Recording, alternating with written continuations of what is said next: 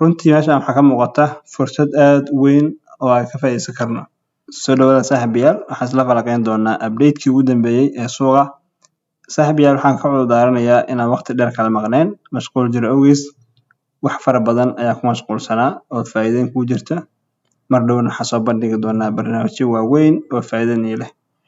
Haddii aan fiirino suuqa si guud, Bitcoin waxaa u jeednaa inay marayso 66,954 hoos u dhac weyn ayaa ku jira. Sidoo kale Ethereum-ka 1,900 maraysa, XRP maraysa 1,400 iyo BNB 607 maraysa. Dhinaca qiimayaasha haddaan ka gudubno, haddaan fiirino Crypto Bubbles-ka, hourka xogaa waxa maraysaa dhinaca time frame-ka, hourka in xogaa suuqa saaka oo sameeyayo, xogaa dhaqaaq sameynayo, laakiin daily-ga minuska iyo naturalka ayaa aad ugu badan. Sababtoo ah suuqa dhicitaan fara badan buu ku jira baryahan. Weekly-ga haddii la aadno, coinanka xoogooda ayagana dhaqaaq inay sameeyaan baa arkaysaa. Monthly-ga haddaan fiirino gaduudka ku badan oo coinanku minus xoogan ayay ku jiraan, gaar ahaan altcoins-ka.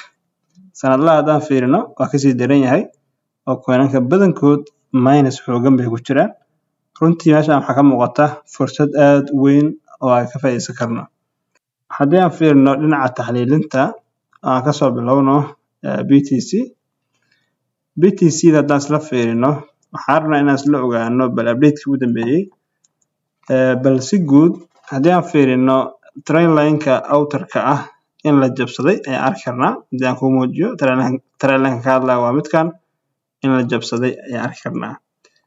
Sidoo kale inner trendline-ka isagana haddaan fiirino waxaan u jeednaa in la jabsaday, oo markii la jabsaday lama ixtiraamin trendline-kii outer-ka ahaa, isagana waa la sii jebiyey.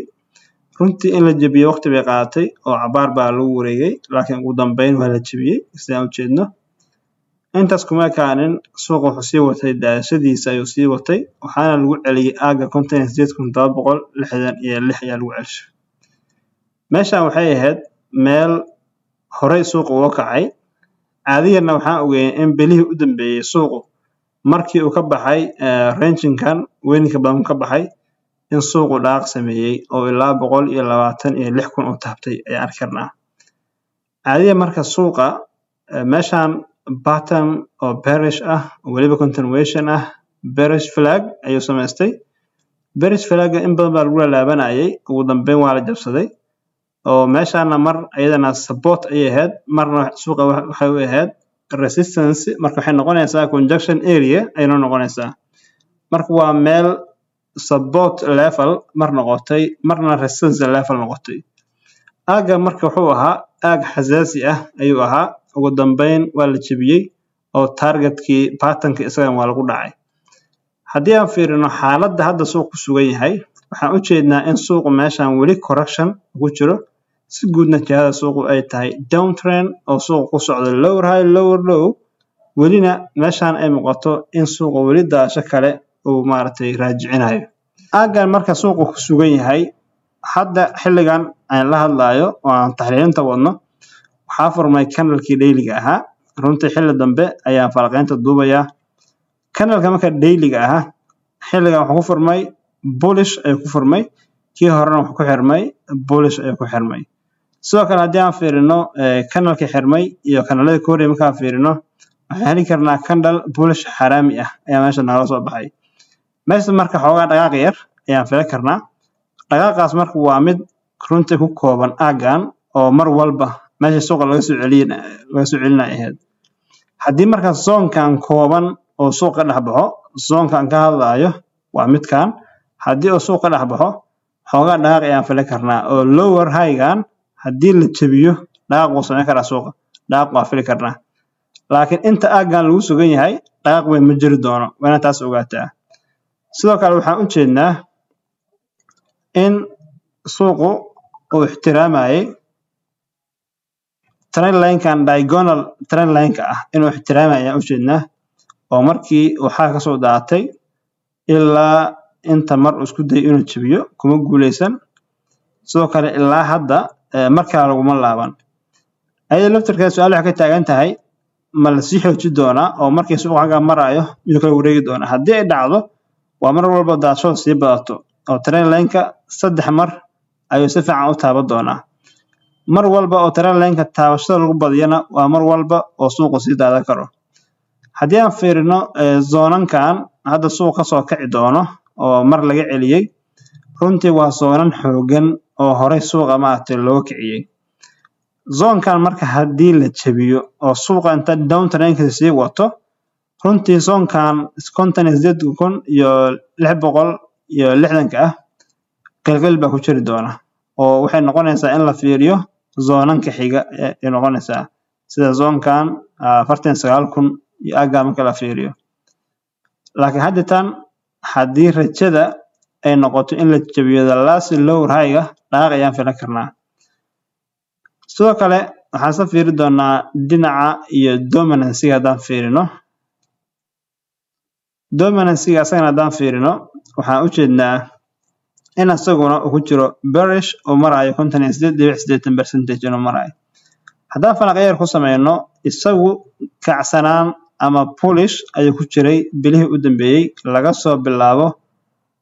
soo bilaabo bishii September 2022 ilaa iyo aagga hadhan aad buu u kacsanaa. haddii aan fiirno marka patternkan, waxaan u jeednaa marka in uu ku dhex jiray pattern ascending journal ah inuu ku dhex jiray ayaan u jeednaa. sidoo kale waxaan u jeednaa in uu samaystay outer trend line-ka asagana in la jabiyey ayaan u jeednaa. laba trend line noo sawiran, midna waa ascending journal-ka, midna waa outer trend line-ka. waxaan u jeednaa marka haddii aan kuu soo dhaweeyo aan furfuro in outerkii la jabiyey oo meeshaas daadasha ka muuqan karto. daadashada marka haddii aan fiirino levelkan 57.21 oo kale way imaan karaa.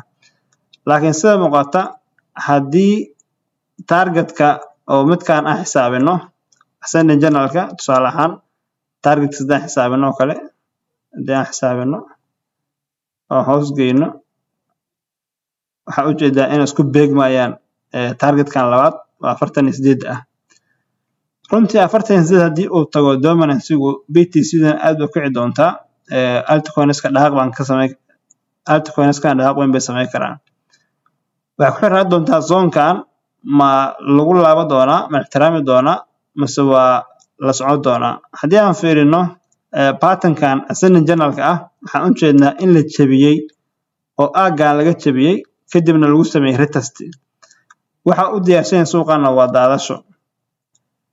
haddii aan fiirino dhinaca USDT dominance-ga, iyadana waxaan u jeednaa in levelkan ay ka kacday aad u dhaqaaqday, sababtoo ah USDT dominance-ga wuxuu xisaabiyaa awoodda USDT dominance-ga stable coin-ka.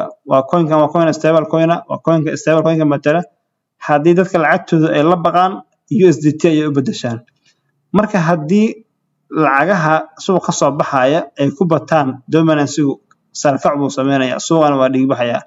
kullamaa suuqu dhiigbaxo waa mar walba oo dominance-gu USDT dominance-gu asaguna kacsan lacag ku socoto. marka waxaan u jeednaa aaggan oo resistance level-ka ah in aad lagu celinayay, haddana uu ku guuldareystay inuu si fiican u jabiyo oo kandhalo rejection leh lagu soo celinayay. haddii marka isaguna uu ku soo laabto aaggan mar kale oo ilaa iyo hadda wuxuu tagay percentage ahaan 8.9 ayuu tagay, almost 9 buu ku dhawaaday. haddii marka aaggan lagu soo celiyo 6.84 lagu soo celiyo kale, runtii suuqa lacag badan baa geli karta, dhaqaaq weyn uu sameyn karaa. waxaa la rabaa marka in taxadar fara badan la sameeyo oo dhinaca bariga dhexe kacsanaan baa ka jirta. tusaale ahaan Iran iyo Mareykanka oo kale waxay sameynayaan xurguf baa ka dhex jirta, dhooltusyo ay sameynayeen Iran iyo Russia. marka waxaa la rabaa in dhacdooyinka noocaasa laga digtoonaado, isha lagu hayo, sababtoo ah waxay saameyn weyn ku yeelan kartaa suuqa. haddii maanta wax la tutuuro ama dagaal u dhaco oo Israel iyo Iran isdagaalaan, xaaladdu waxa waaye ma degana. marka waa inaad ogaataa taxliilin walba iyo polish walba oo muuqda warkaas negative-ka ah oo dagaalka ah ayaa baabi'i kara. marka mar walbana ogow dhinaca fundamental news-ka ayaa mar walba ka xoog badan technical-ka. marka saaxiibayaal si hordhaca ayaan u sii saadaalnay hadda kadibna insha Allah update fara badan ayaa kala qaadan doonaa channelka subscribe saar asxaabtana la wadaag